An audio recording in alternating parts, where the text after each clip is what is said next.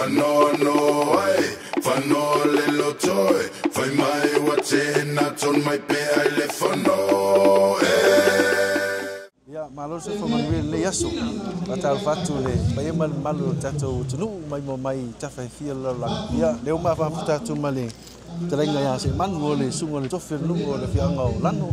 Malo se fua, te renga se manu. Ya, whatalofa ho le pai malu se tatou tunu o lalang papa au ya tunu mau. O mani whasalalonga e mese hui o whatalofa atu lau talenga mtu talai malai uru silau. Ya o awano hui le au mo wheiro nei tai au le ale wha moe moe le wainga wha upwhai. Maro le soifua lange man nei tai au. Ya sau ulangona le aso ma le tatou wha moe moe le angai mea le tunu. A mese fua tatou mo tele se la whaina. Ya, mahalo aftai mo le wha sili ya wa whelano wai vole nei tai au.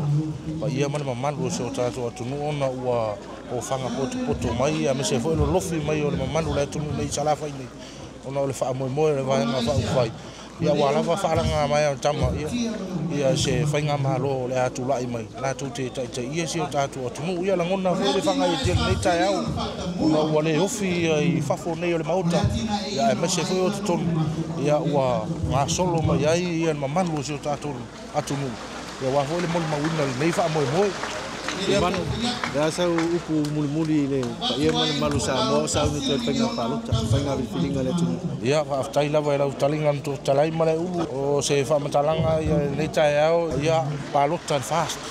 O fast tu lai mai ia wa fo le so soni a inga nu mai kalesia. Ia fa wa winga le fa mo tato vai nga fa fai.